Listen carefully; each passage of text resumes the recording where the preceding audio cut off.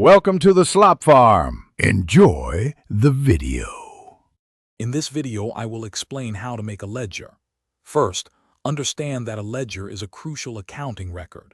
It systematically organizes all your financial transactions into individual accounts.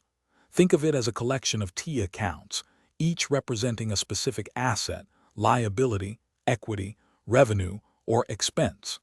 This organization helps you track the financial position and performance of a business effectively. We'll cover the steps from journalizing to balancing. Before creating a ledger, you must first journalize your transactions. This means recording every financial event in a journal, often called the Book of Original Entry. For example, if you buy supplies for $500 cash, you debit supplies and credit cash. Remember the golden rules of accounting. Debit the receiver, credit the giver. Debit what comes in, credit what goes out.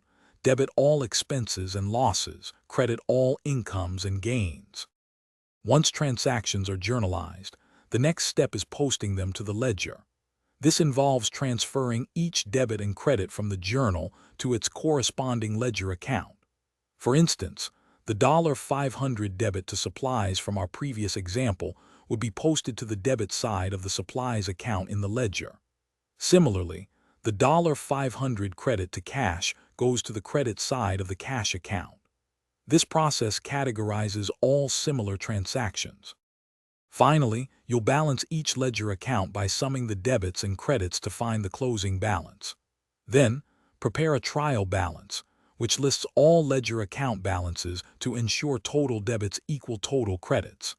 This step helps detect mathematical errors before preparing financial statements. It's a critical check for accuracy in your accounting records.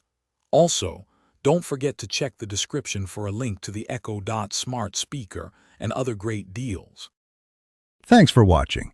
Consider subscribing if we helped you today.